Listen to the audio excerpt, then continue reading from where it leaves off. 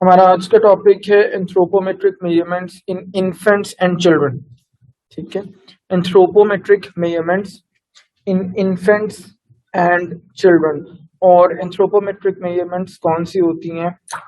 हमारी बॉडी की different measurement से हमने उस दिन फर्स्ट लेक्चर में डिटेल से डिस्कस भी किया था। ठीक है, इन्फेंट्स कौन होते हैं? हमने एनएलसी के अंदर पढ़े थे डिफरेंट एज ग्रुप्स। 1 साल या उससे कम एज के जो बच्चे होते हैं उनको हम इन्फेंट्स कहते हैं। ठीक है, सो बच्चों की जब हम बात करते हैं, भले वो इन्फेंट्स हों या हम ओवरऑल चिल्ड्रन की बात करें, तो उनके there are 3-4 anthropometric measurements which are very very important. और उसमें आ जाता है हेड सर्कमफेरेंस, फिर आ जाती है उनका बॉडी वेट, और फिर आ जाती है उनकी लेंथ और हाइट। सो हेड सर्कमफेरेंस, फिर body weight, and then length और height.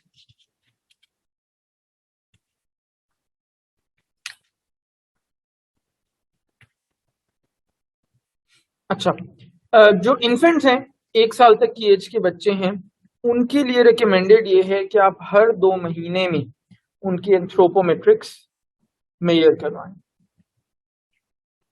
Every 2 months, anthropometrics should be measured among infants.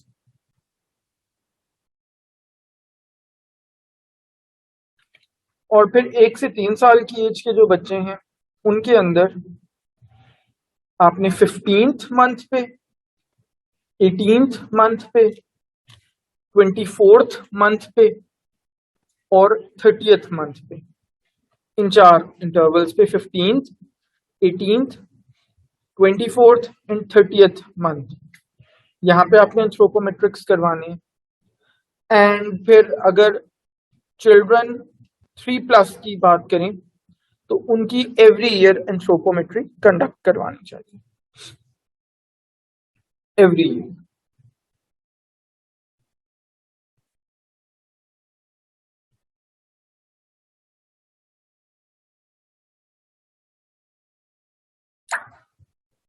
Okay, अब एंथ्रोपोमेट्री करवानी जरूरी क्यों है? क्या फायदा हमें इससे होता है?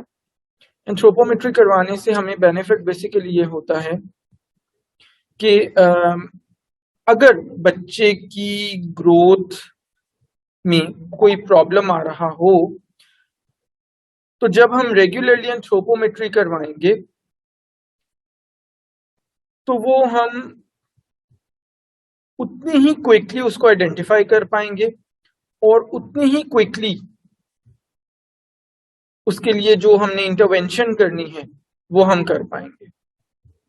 ठीक है, और unfortunately in countries like Pakistan हम इस तरह से रेगुलर इंटरवल्स पे एंथ्रोपोमेट्रिक्स परफॉर्म नहीं करवा रहे होते बच्चों की।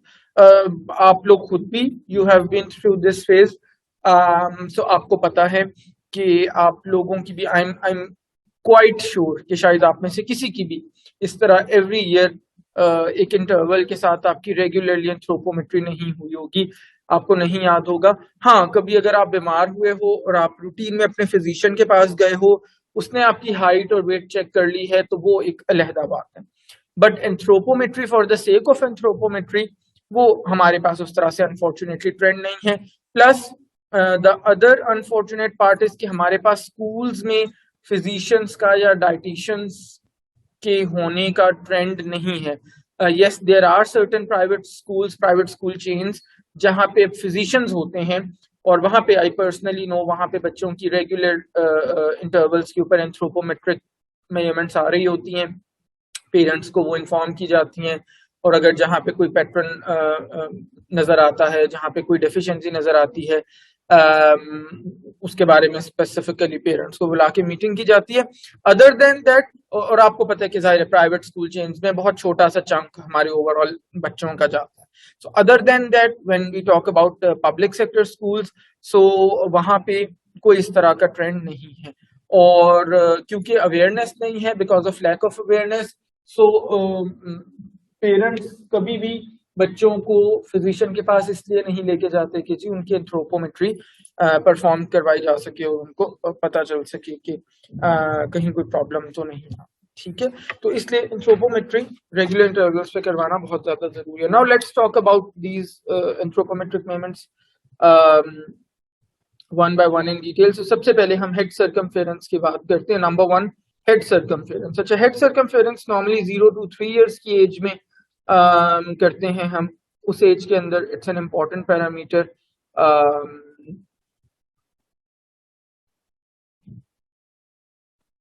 और head circumference basically that is taken around the largest part of a child's head. बच्चे के सर का जो सर्कमफेरेंस है, जहां पे सबसे ज्यादा ब्रॉड उसका हेड होता है, उसको हम वहां पे हेड सर्कमफेरेंस हम मेजर करते हैं। ठीक है, और हेड सर्कमफेरेंस स्पेसिफिकली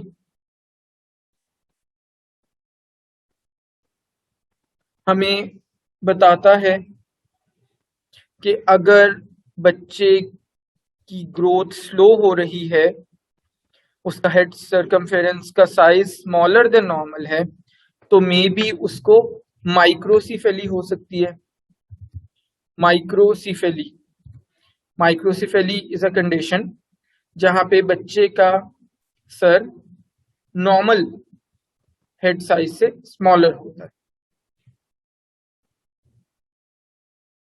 और दैट ऑल्सो मीन्स कि उसका ब्रेन साइज भी स्मॉलर होगा, विच मीन्स कि उसकी ग्रोथ रिटार्डेड हो सकती है, विच शोज कि उसका ब्रेन प्रॉपरली डेवलप नहीं हो रहा।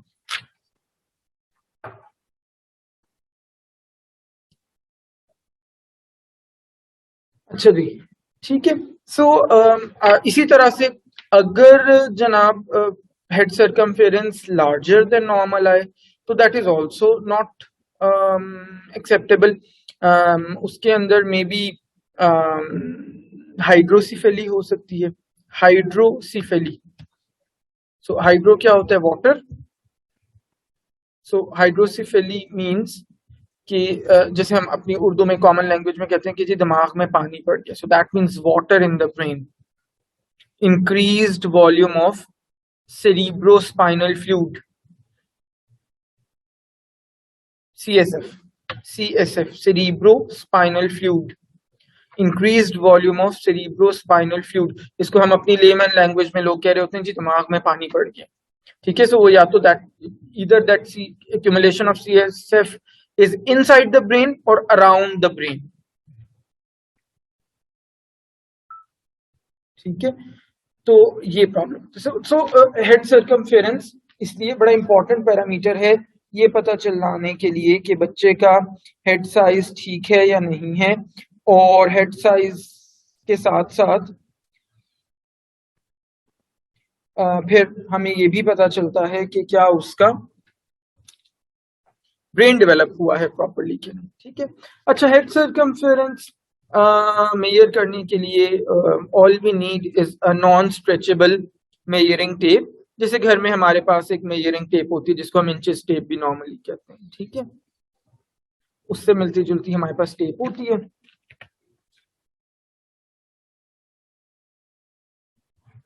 अगर बच्चा बड़ा हो, हु कैन स्टैंड, तो हम उसको खड़े करके उसका हेड सर्कमफेरेंस लेते हैं, और अगर छोटा बच्चा हो, इन्फेंट हो, तो हम उसको बिठा के उसकी हेड सर्कमफेरेंस लेते हैं। अच्छा, हेड सर्कमफेरेंस मेजर करते हुए मेक श्योर कि कोई भी चीज जो हेड सर्कमफेरेंस मेजरमेंट में हिंड्रेंस क्रिएट कर सकती है, उसको आपने रिमूव कर देना है। जैसे कि फॉर एग्जांपल हेयर बैंड्स लगे होते हैं या हेयर पिन्स लगी होती हैं बच्चियों के खास तौर पे। ठीक है,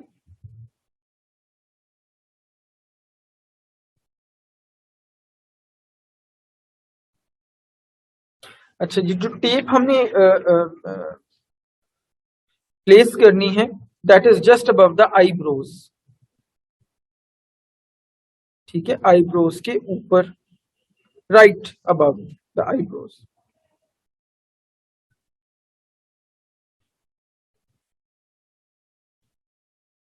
और इसके अलावा टेप को आपने टाइटली होल्ड करना है सो दैट बालों का जो वॉल्यूम है हेयर उनको कॉम्प्रेस वो कर सके। अदरवाइज फॉर एग्जाम्पल अगर बच्चे के बहुत डेंस हेयर हैं या बहुत लंबे बाल हैं तो वो फिर circumference head circumference properly measure नहीं हो पाएगा।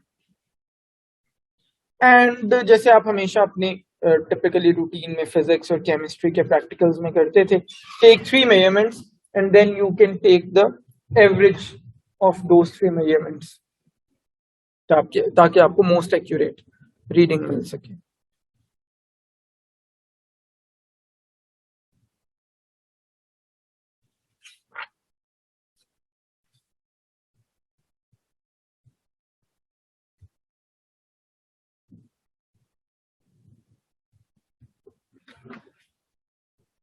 अच्छा, अब डिजायर्ड ग्रोथ कितनी होनी चाहिए हमारे पास? So between birth and 2 months, between birth and 2 months,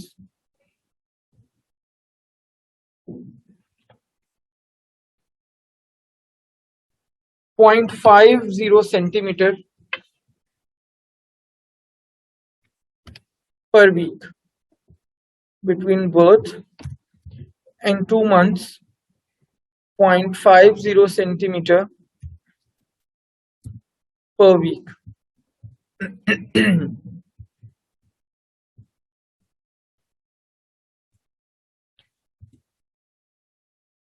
From नहीं बल्कि between 2 and 6 months, between 2 and 6 months.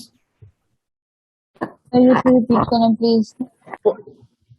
Repeat करूं? अच्छा जी, पहला बेटे मैंने बताया between birth and 2 months, between birth and 2 months,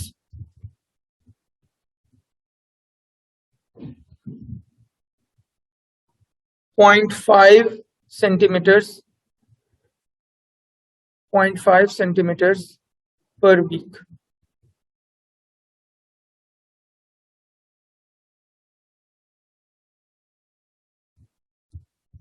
फिर सेकेंड मैं बता रहा हूं between 2 and 6 months,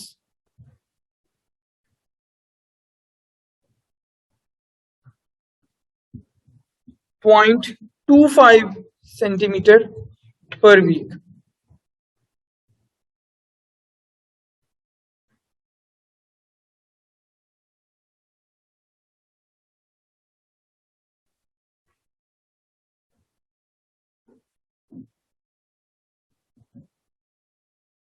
फिर from birth to 3 months, from birth to 3 months, total increase of 5 centimeter. Total increase, remember, पहले तो मैंने per week बताया।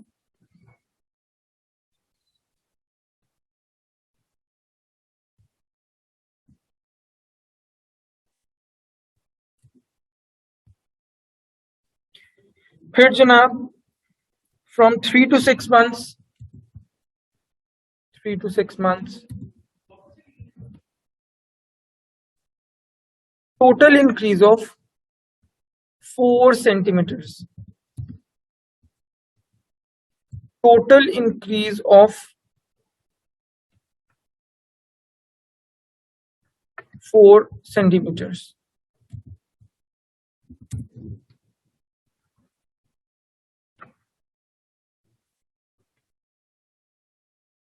फिर between 6 and 9 months,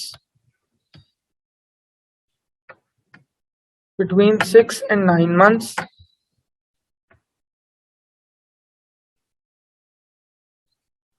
increase of 2 centimeters.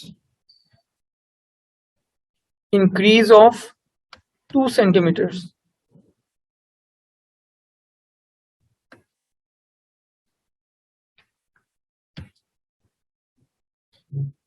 Between 9 and 12 months, between 9 and 12 months, increase of 1 centimeter.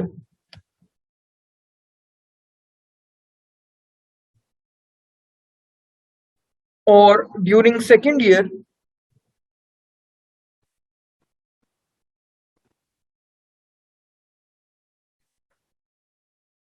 increase of 2.5 centimeters.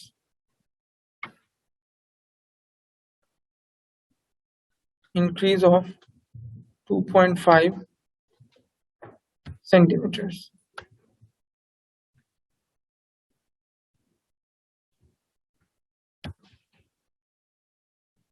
अच्छा, अब हमें आपका मुझसे क्वेश्चन ये होना चाहिए कि अब हमें पता कैसे चलेगा कि जी कौन से बच्चों का हेड सर्कमफेरेंस नॉर्मल है और कौन से बच्चों का नहीं नॉर्मल। तो उसके लिए हम यूज करते हैं ग्रोथ चार्ट्स। ग्रोथ चार्ट्स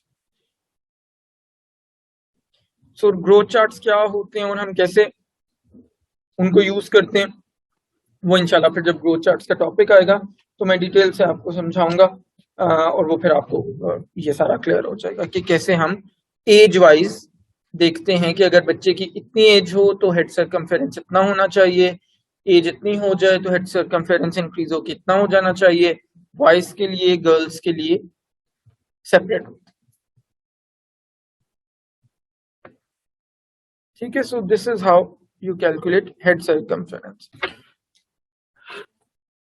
अच्छा जी, सेकेंड जनाब जो हमारे पास एंथ्रोपोमेट्रिक मेजरमेंट आती है that is known as weight.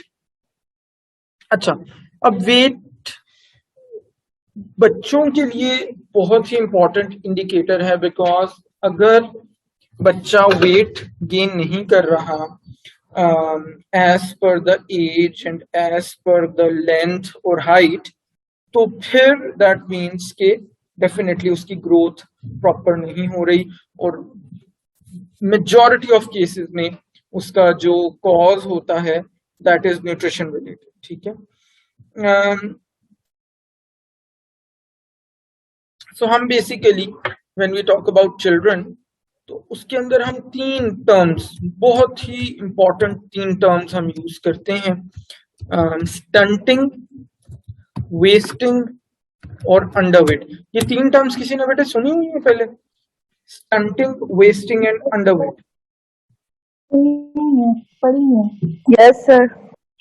अच्छा स्टंटिंग ठीक है, क्या होती है स्टंटिंग, है किसी को आइडिया? उसकी बिल्कुल स्टॉप हो जाता है और नहीं होती, उसकी ग्रोथ रुक जाती है। अच्छा, और फिर वेस्टिंग क्या होती है? वेस्टिंग का नहीं पता, अंडरवेट का पता है। सर एक तो हाइट के हिसाब से आपका वेट नहीं होता, वो होती है ना स्टंटिंग में हिसाब से। पूछ रहे हो बता रहे हो?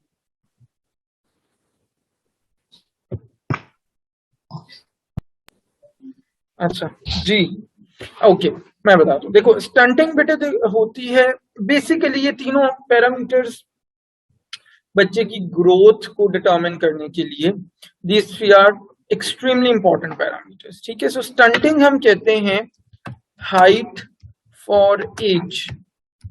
सो यानी एक बच्चा अपनी एज के हिसाब से हाइट अटेन कर रहा है या नहीं कर रहा, that is known as stunting. फिर नेक्स्ट हमारे पास आ जाती है wasting. Wasting means weight for height.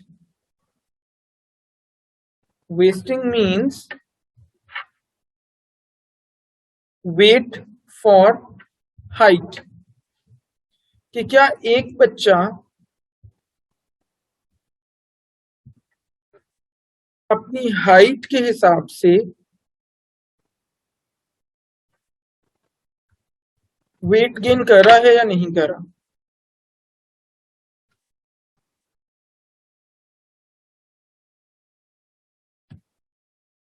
और थर्ड फिर हमारे पास आ जाता है underweight which is weight for age, यानी क्या एक बच्चा अपनी एज के अकॉर्डिंगली वेट गेन कर रहा है या नहीं कर रहा, उसको हम कहते हैं वेस्टिंग, सॉरी अंडरवेट। अंडरवेट, ठीक है। Weight for age. और आपको आई क्लियरली रिमेम्बर, मैंने आपको बताया था कि अनफॉर्चुनेटली पाकिस्तान में जो लेटेस्ट नेशनल न्यूट्रिशन सर्वे हुआ था 2018-19 का, अकॉर्डिंग टू दैट पाकिस्तान में 40.2% बच्चे स्टंटेड हैं, यानी कि एज पर देयर एज वो अपनी हाइट अटेन नहीं कर पाते। 40.2%, यानी 40 out of every 100 children.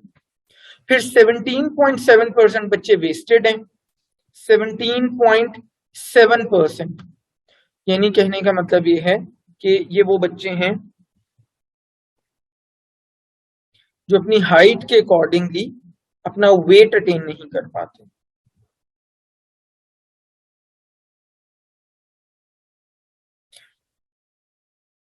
Twenty 8.9% बच्चे पाकिस्तान में अंडर वेट हैं। 28.9%, यानी ये वो बच्चे हैं जो अपनी एज के अकॉर्डिंगली वेट गेन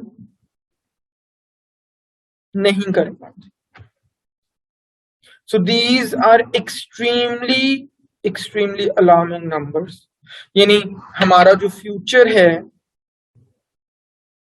जो यंगर पॉपुलेशन है, जो छोटे बच्चे हैं, उनके न्यूट्रिशन इंडिकेटर्स ही बहुत ज्यादा पुअर हैं unfortunately, which is definitely quite alarming.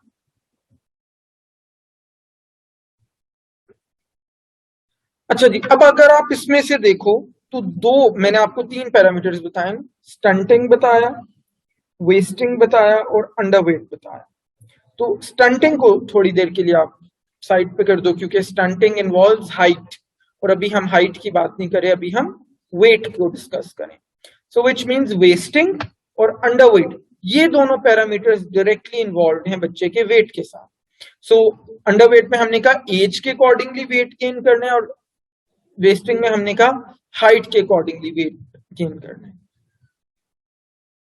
ठीक है, तो दैट मीन्स कि हमारे बच्चे वेस्टिंग और अंडरवेट की डेफिनेशन में से तभी निकल पाएंगे जब वो प्रॉपरली अपना वेट गेन कर रहे होंगे।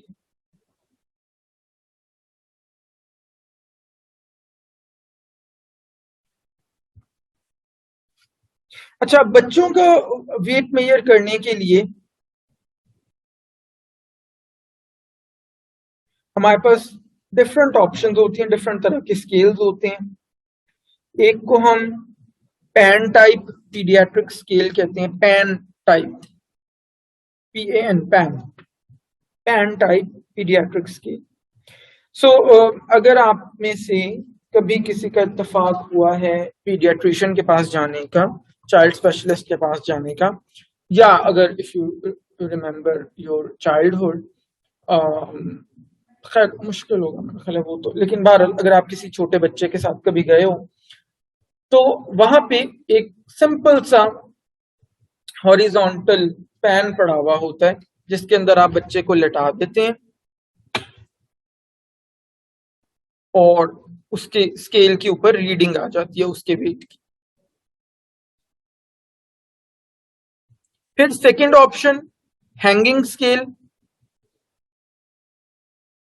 हैंगिंग स्केल बिल्कुल वैसे होता है जैसे आप बच्चे को एक झूले में बिठा देते हैं, जो आप किसी भी एक रिजिड स्ट्रक्चर के साथ आप उसको टाई कर देते हैं, जैसे कि डोर फ्रेम हो गया या कोई रूफ टॉप हो गया, उसके साथ आप उसको लटका देते हैं।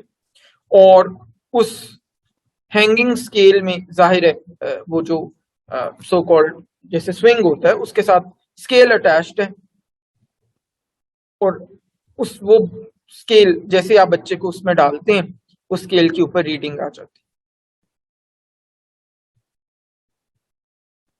अच्छा, ड्यूरिंग दिस प्रोसेस आपने मेक श्योर ये करना है कि बच्चे का जितना मिनिमम पॉसिबल क्लोथिंग हो सके वो उसने पहनी हो, और no one is touching the child, no one is holding the child, क्योंकि अदरवाइज जाहिर है उसका वेट भी बीच में वो एक्यूरेटली नहीं आएगा। और उसी तरह से 3 मेजरमेंट्स आपने लेनी है ताकि आप मोस्ट एक्यूरेट वन को रिकॉर्ड कर सकें।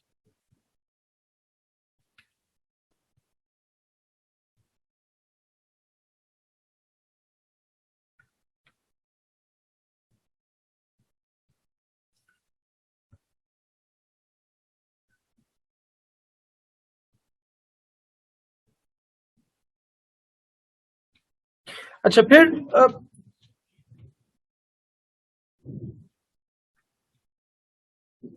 वेट करते हुए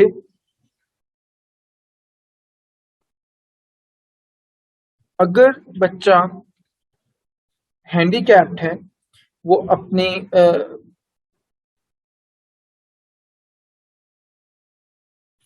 इंडिपेंडेंटली आप उसको हैंगिंग स्केल में या उसमें नहीं रख सकते, पैन टाइप स्केल में, तो फिर जो केयर गिवर है या जो भी पेरेंट है वो उसको होल्ड करता है और हम उसको, जो केयर गिवर या जो भी उसको होल्ड कर रहे हैं, हम उसका वेट सब्ट्रैक्ट कर देते हैं टोटल रीडिंग में से, और वो हमें सब्ट्रैक्शन के बाद जो वेट मिलता है वो उस बच्चे का मिल जाता है।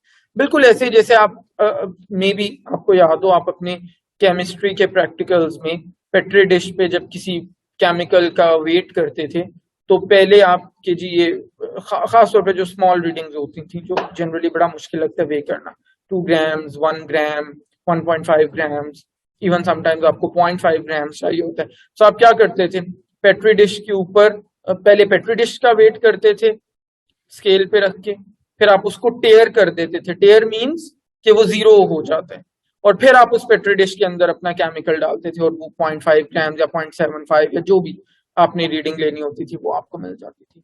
ऐसा ही है ना, ये किसी ने किया हुआ याद है किसी को?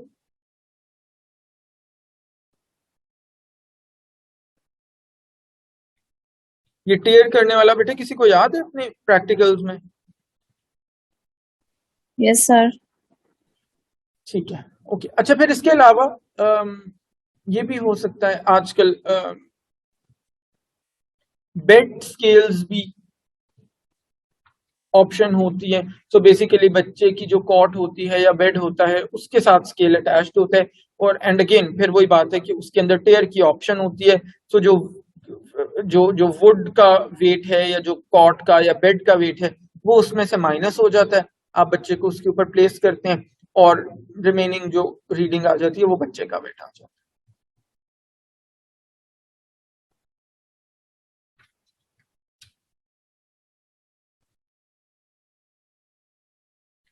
ठीक है, सो इस तरह से आप बच्चे का वेट बड़ी इजीली कैलकुलेट कर सकते हैं। ठीक है, अच्छा, चले मैं इकट्ठी फिर दोनों वीडियोस दिखाता हूँ। पहले लेंथ डिस्कस कर लेते हैं, लेंथ एंड हाइट, और फिर दोनों के लिए वीडियोस में इकट्ठी दिखा देता हूँ, वेट के लिए भी और लेंथ और हाइट के लिए भी। ओके जी, सो जनाब नेक्स्ट जो थर्ड हमारा पैरामीटर आ जाता है दैट इज लेंथ और हाइट। अच्छा, बर्थ से लेके 2 इयर्स तक की एज का जो बच्चा होता है उसकी हम लेंथ मेजर करते हैं बेसिकली, और 2 साल से ऑनवर्ड जो बच्चा होता है उसकी हम हाइट मेजर करते हैं। और उसकी सिंपल सी स्ट्रेट फॉरवर्ड सी रीजन ये है कि 2 साल से कम एज का बच्चा प्रॉपरली खड़ा नहीं हो पाता, तो उसकी एक्यूरेट हाइट मेजर करना जनरली पॉसिबल नहीं होता, इसलिए उसकी हम लेंथ लेते हैं। और फिर once a child is 2 years old, वो प्रॉपरली खड़ा हो पाता है, उसकी हाइट को हम एक्यूरेटली ले सकते हैं, तो इसलिए फिर हम उसको खड़े करके उसकी हाइट मेजर कर लें। और अभी थोड़ी देर पहले मैंने आपको बताया है कि हाइट हम बेसिकली इन्वॉल्व करता है एज को और हाइट को, जो पैरामीटर उसको हम कहते हैं स्टंटिंग, यानी कि अगर आपका बच्चा एज के हिसाब से अपनी हाइट अटेन कर रहा है या लेंथ अटेन कर रहा है या नहीं कर रहा उसको हम कहते हैं स्टंटिंग।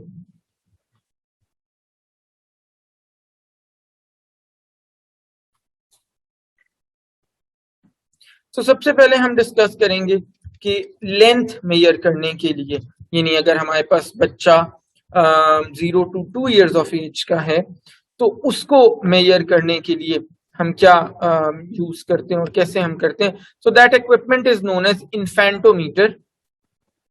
इन्फेंटोमीटर, डोंट वरी, अभी वीडियो हम देखेंगे तो आपको पता चल जाएगा कि इन्फेंटोमीटर क्या होता है और कैसे यूज करें। तो इन्फेंटोमीटर हम यूज करते हैं।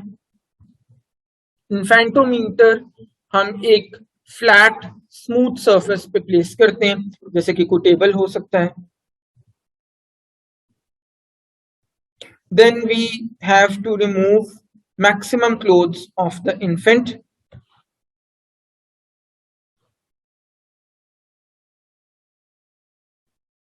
अगर बच्चा रो रहा है या अनकंफर्टेबल है तो पहले आपने उसको, you have to make sure that the infant becomes comfortable.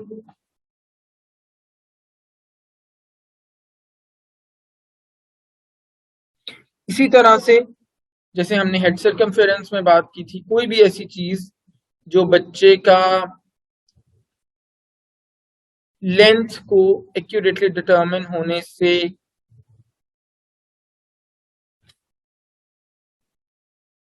Hindrance create कर सकती है, उसको आपने रिमूव करना है।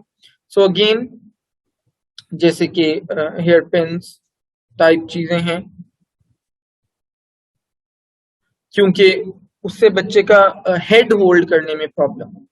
ज़ाहिर अगर हेड भी प्रॉपर जगह पे नहीं होगा तो लेंथ सही से एक्यूरेटली नहीं हो सकेगी ना।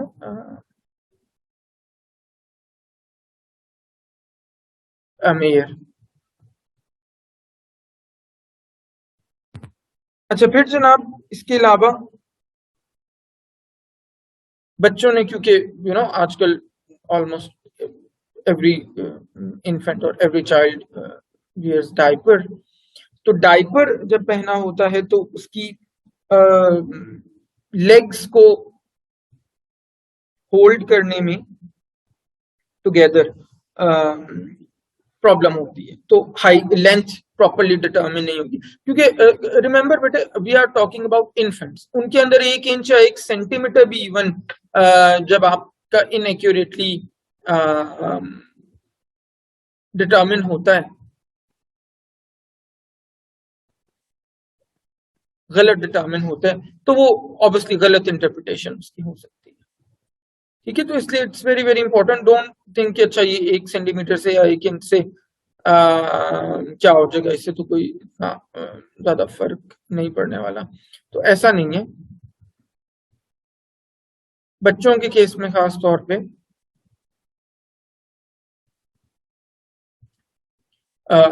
बहुत ज्यादा डिफरेंस क्रिएट कर सकते हैं। अच्छा, फिर लेंथ डिटरमिन करने के लिए you need at least 2 people around.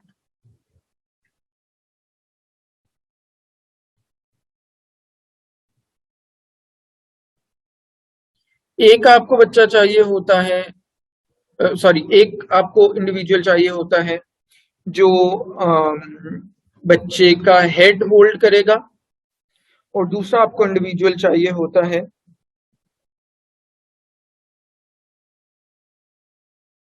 जो ये मेक श्योर करेगा कि उसकी सारी जो बॉडी है वो उस इन्फेंटोमीटर को, सरफेस को टच कर रही हो, यानी बिल्कुल सीधी स्ट्रेट उसकी बॉडी हो।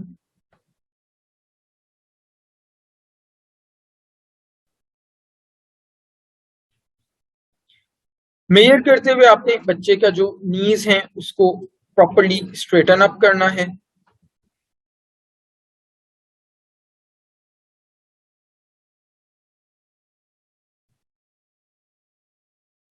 मेक श्योर करना है कि बच्चे की जो स्पाइन है, बैक है, उसमें कोई बेंड ना आ रहा हो जब आप रीडिंग ले रहे हैं।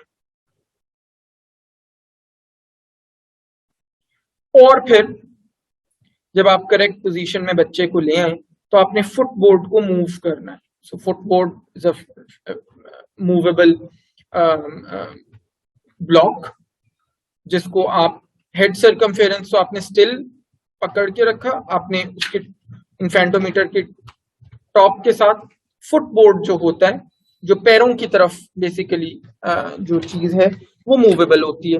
तो जहां तक बच्चे के पैर जा रहे हैं आपने वहां तक उसको मूव करके लेके जाने, and then you can note down the reading.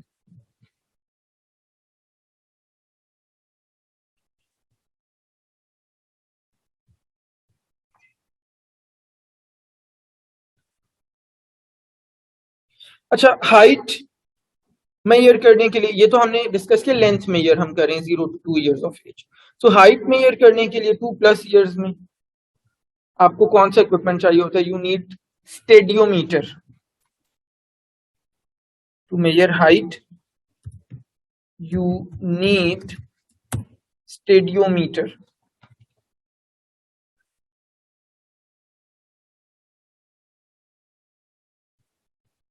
So stadiometer में बेसिकली एक स्केल अटैच्ड होता है और टॉप के ऊपर एक movable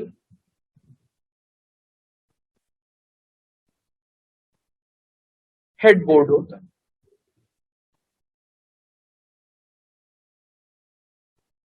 So again, child should be wearing minimum clothes. उसको आपने बिल्कुल स्ट्रेट अपवर्ड स्टैंडिंग पोजीशन में खड़े करना है, सो दैट उसकी आर्म्स, शोल्डर्स, लेग्स बिल्कुल स्ट्रेट हों. दोनों पैर उसके, both feet should be together.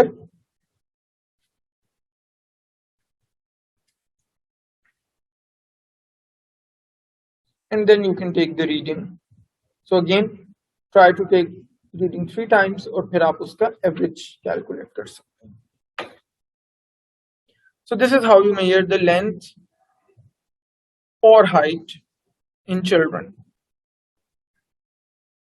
Okay, so अगर बेटे इस वीडियो में आपने गौर से देखा हो तो basically they were using even a simpler tool जिसके अंदर 2-in-1 बेसिकली वेट और हाइट दोनों ही उसी टूल के अंदर, उसी इक्विपमेंट में बेसिकली वो यूज कर रहे थे. सो इजीली उन्होंने पहले वेट ले लिया, फिर हाइट ले ली, और बजाय इसके कि हम सेपरेटली दोनों प्रोसीजर्स को परफॉर्म करें. So this is very very easily available everywhere. ये 2-in-1 वाला भी हमारे हॉस्पिटल में भी we use this to measure the weight and height of the patients. So ये बड़ी easily आपको available है और काफी quickly आपने देखा है within a span of 1 to 2 minutes आप patient का height और weight, not necessarily patient, any individual, उसका आप बड़ी आसानी से height और weight calculate कर सकते हैं. अच्छा जी, so now let's watch a video जहां पे हम ये देखेंगे कि जो हमने लेंथ की बात की थी बच्चों की, वो हम किस तरह से मेजर कर रहे होते हैं. Just give me a minute and I will play it. Right, तो इस वीडियो में अगर आपने देखा हो तो एक आपको मिड पेरेंटल हाइट कैलकुलेट करने का फॉर्मूला बताया हुआ था.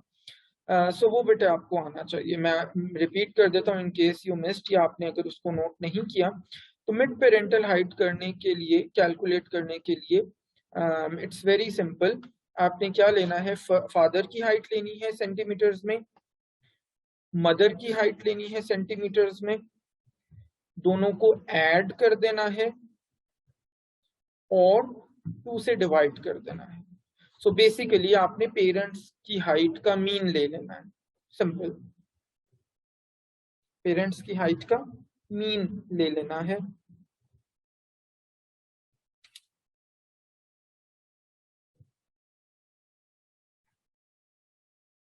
अच्छा, अगर तो बॉय के लिए आप मिड पेरेंटल हाइट कैलकुलेट कर रहे हो, प्रिडिक्ट करना चाह रहे हो कि आपकी जो मेल चाइल्ड है उसकी हाइट कितनी होगी, तो आपने 7 सेंटीमीटर्स ऐड कर देना है. 7 सेंटीमीटर्स ऐड कर देना है. और अगर गर्ल चाइल्ड के लिए आप प्रिडिक्ट करना चाह रहे हो कि at the age of 18 years उसकी हाइट कितनी होगी, यानी 18 ईयर्स पे कहा जाता है कि मैक्सिमम हाइट हम अटेन कर लेते हैं. सो यानी मैक्सिमम हाइट वो कितनी अटेन करेगा अपने लाइफ टाइम में. सो गर्ल्स के लिए 7 सेंटीमीटर्स माइनस कर देना है आपने. सो this is how you can predict कि मेल या फीमेल जो बच्चा है वो कितनी हाइट का होगा. So let's do an example.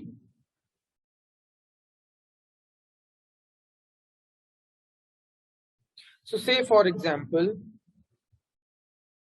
आपके पास फादर की हाइट है 180 सेंटीमीटर्स. रिपीट कर दूं. अच्छा, फॉर्मूला बेटा हमने ये डिस्कस किया. ऐड और माइनस क्यों कर रहे हैं, because it's the formula. Simple, इसमें क्या. So father height plus mother height divided by 2। अब जो भी आंसर आया है उसके अंदर add 7 centimetres for male child and subtract 7 centimetre for female child. ये बेटे हम मिड पेरेंटल हाइट कैलकुलेट करते हैं टू प्रिडिक्ट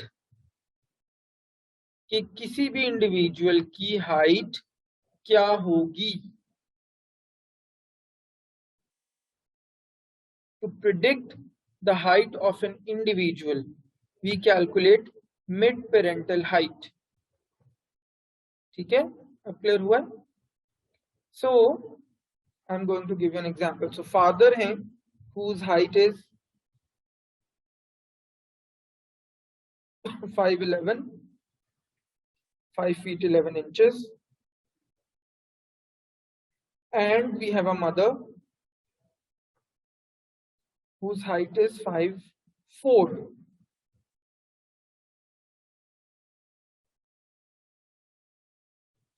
और they have a daughter जिसकी हाइट हम प्रिडिक्ट करना चाह रहे हैं।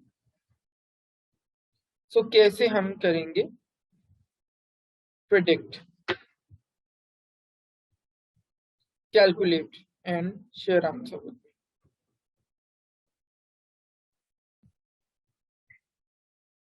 ओके बेटा, कोई एक्सप्लेन करेगा इसको बाकी लोगों के लिए जिन्होंने अभी तक नहीं किया, कैसे आपने कैलकुलेट किया? ये फादर की हाइट 5'11" हमने ली थी, मदर की 5'4" ली थी, और डॉटर के लिए हम हाइट प्रिडिक्ट करना चाह रहे थे। तो कौन एक्सप्लेन करेगा इसको? आप लोगों ने कैसे कंक्लूड किया? 5 feet 4.7 इंचेस ज्यादातर लोगों ने इसका आंसर कैलकुलेट किया है। सो ये ठीक है या नहीं, कैसे कैलकुलेट किया step by step?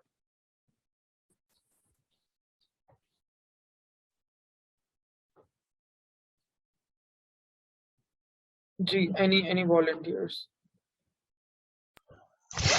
Sir mother और फादर के दोनों की हाइट को ऐड करके फिर डिवाइडेड बाय 2 किया एंड देन डॉटर है तो उसको सब्ट्रैक्ट किया 7 से। कैसे किया बेटे, वही बताओ ना, स्टेप बाय स्टेप कैलकुलेशंस बताओ। सर वो तो नहीं की मैंने। सर मैं बताऊं? जी बेटा, जी बताओ। सर फादर की हाइट थी जो हमारे पास 5 feet 11 inches थी, इसको सबसे पहले सेंटीमीटर में कन्वर्ट किया है। यानी ओके 5 feet मैंने 12 से मल्टीप्लाई करके 60 आया, और 60 को फिर 11 से प्लस किया तो हमारे पास 71 सेंटीमीटर आया। ओके, बिल्कुल जी। 71 आया। फिर अब उसको हम लोगों ने सेंटीमीटर में कन्वर्ट करने के लिए हम लोगों ने 2.54 से मल्टीप्लाई किया, जिसके रिजल्ट वेरी में हमारे गुड, पास 80.34 आंसर आया। वेरी गुड, ठीक है। ये फादर का था। उसके बाद मदर की थी 5 feet 4 inches, उसको भी इसी तरह हम लोगों ने 5 जो फीट था उसको हम लोगों ने 12 से मल्टीप्लाई करके 60 आया। 60 के अंदर ऐड 4 और 64 हमारे पास आ गया। फिर उसको हम लोगों ने वो सेंटीमीटर्स में कन्वर्ट करने के लिए 2.54 सेंटीमीटर से मल्टीप्लाई किया, जिसके रिजल्ट में हमारे पास आया 162.56 आंसर आया। फिर हम लोगों ने इन दोनों मदर और फादर की को जो हाइट थी इनको प्लस किया और 2 से डिवाइड किया, और उस जो होल आंसर हमारे पास है उसको 7 से माइनस उसको किया, सब्ट्रैक्ट किया, तो उसके रिजल्ट में हमारे पास 164.54 आंसर आया। अच्छा जी, ओके, ठीक है। और फिर इसको मैंने 1 फीट और इंचेस में करने के लिए मैंने 2.54 से पहले डिवाइड किया, फिर जो आंसर आया उसको मैंने 12 से डिवाइड किया, तो मेरे पास जो आंसर आया है फीट और इंचेस में वो 53 आ रहा है। ठीक है, ठीक है, सही हो गया, सही है, ओके, बिल्कुल ठीक है। और अंदलीब ने इसको टेक्स्ट में भी, चैट में भी सारा प्रोसीजर शेयर कर दिया। दैट्स करेक्ट, ठीक है बेटा, बिल्कुल ठीक है। 342.9 डिवाइड बाय 2, ठीक है, परफेक्टली फाइन, ठीक है।